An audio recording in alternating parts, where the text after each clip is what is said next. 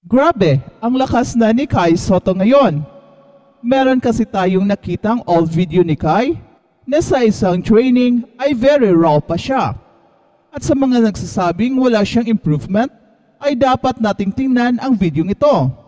Dito mo makikita na mahina pa talaga si Kai sa kanyang galaw, pero fast forward ngayon ay napakalayo na ng narating niya. The way he dunks ay napakalayo na. Kung noon ay parang slow motion ang galaw niya, ay ngayon kitang-kita mo na ang pitik. Meron ng quickness ang kanyang mga galaw ngayon at ito ay hindi milagro na nangyari lang basta-basta. Ito ay resulta sa walang tigil na pagpupursige ni Kai na mag-improve ang kanyang laro at talagang pinupush ni Kai ang kanyang sarili para maabot ang NBA level. For sure itong training video na to ay napakalayo pa ni Kai sa NBA. Pero ngayon ay napakalaki na ng kaibahan at kung hindi pa man NBA ready si Kai sa paningin ng iba, well masasabi na natin talaga na malaki na ang kaibahan sa bagong Kai Sotto na grabe na ang lakas at ang speed and quickness ay ibang level na. At ito ang nagagawa sa scientific training and workouts ni Kai nang walang tigil. Dahil sa malaking improvement na to, ay bumaha ngayon ang mga NBA teams na gusto siyang kukunin at susubukan sa kanilang mga team workouts and minicamps. Marami talagang mga invite si Kai para sa mga minicamps and workouts. Although hindi pa ito kontrata, pero ito ang makapagbibigay sa kanya ng pagkakataon upang makumbinsi ang NBA na karapat-dapat siyang makakuha ng isang regular season roster spot. Sabi ng iba ay wala namang makukuha si Kai dyan dahil invites lang naman ito at isang tryout lang.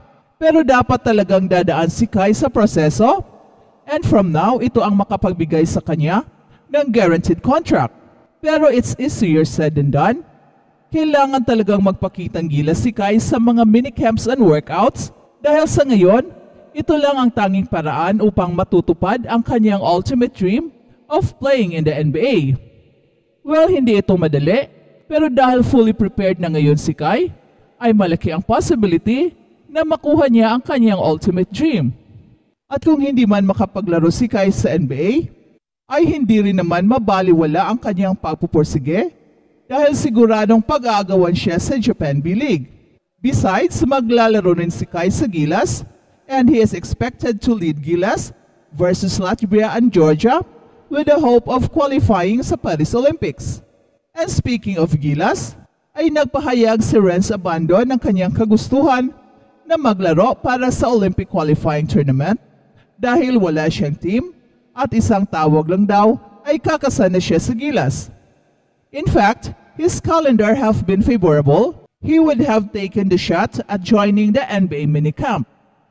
Sa ngayon, ang pinakamalaking nais ni Renz Abando ay makakuha ng call-up mula sa Gilas, Pilipinas para sa paparating na Olympic qualifying tournament sa Latvia.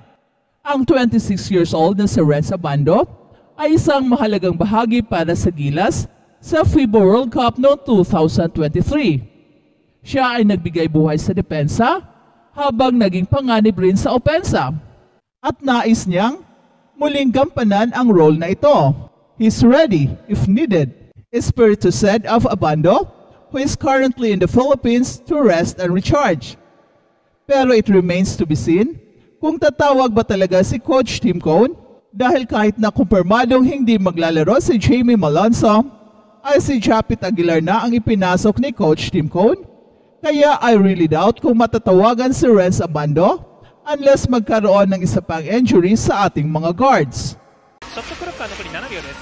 裏にパス通るカイソット決め切りました。ディープ2本目。さあカイソット対エヴァンスはカイソットここは決まった。河村からの取ったカイソットかわしてからのショット大田ロードスもう一度ダンク。 At balitang NBA naman, LeBron James pinahaba ang kanyang All-NBA appearance record. Si LeBron James ngayon ang pinakabata at pinakamatandang manlalaro na nakapasok sa All-NBA team. He was way upstairs. Got to the rack. At sina Luka Doncic ng Dallas Mavericks at Shai Gilgeous-Alexander ng Oklahoma City Thunder ay posibleng kumita ng halos $1 milyong bawat laro ilang taon mula ngayon. Si Nikola Jokic ng Denver Nuggets at Shai Gilgeous-Alexander ng Oklahoma City Thunder ang tanging mga unanimous first-team selections sa All-NBA team ngayong season na inanunsyo ng liga noong Miyerkules ng gabi. Sila ay sinamahan sa first team ni Luka Doncic, Giannis Antetokounmpo ng Milwaukee Bucks at Jason Tatum ng Boston Celtics. Sa second team naman, si Jalen Brunson ng New York Knicks, Anthony Edwards ng Minnesota Timberwolves, Kevin Durant ng Phoenix Suns, Kawhi Leonard ng Los Angeles Clippers, at Anthony Davis na kakampi ni LeBron James sa Los Angeles Lakers. Sa third team ay kinabibilangan ni LeBron James, Stephen Curry ng Golden State Warriors, Domantas Sabonis ng Sacramento Kings, Tyrese Haliburton ng Indiana Pacers, at Devin Booker ng Phoenix Suns.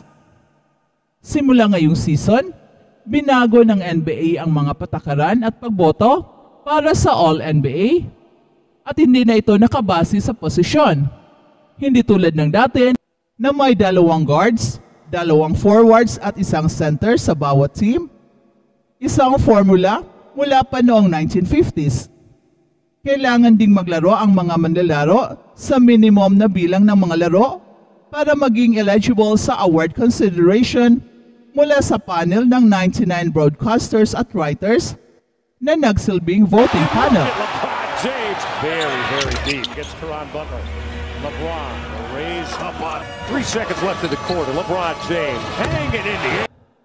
Para kay LeBron James, na siyang pinakabatang manlalaro na nakapasok sa All-NBA nang siya ay maboto sa team para sa season 2004 to 2005. Ang isa pang selection ay nagdagdag lamang sa kanyang listahan ng kanyang mga accomplishments. The 20 All-NBA overall picks extended his record. A total that's now 5 more than Kobe Bryant, Tim Duncan, and Kareem Abdul-Jabbar. His 20 consecutive selections is obviously another record. And he is the first player to be age 39 or older during what became an All-NBA regular season. Sina Abdul-Jabbar at Duncan ay parehong ilang araw na lang mula sa kanilang ika-39 na karawan nang matapos ang regular seasons na naging huling All-NBA campaigns nila. Ang kay Abdul-Jabbar ay noong 1985 to 86 at ang kay Duncan noong 2014 to 15 at si LeBron James, ang nangungunang scorer sa kasaysayan ng NBA, ay nagkaroon ng 71 games ngayong season at ang kanyang last 42 games nito ay pagkatapos siyang mag-39 years old.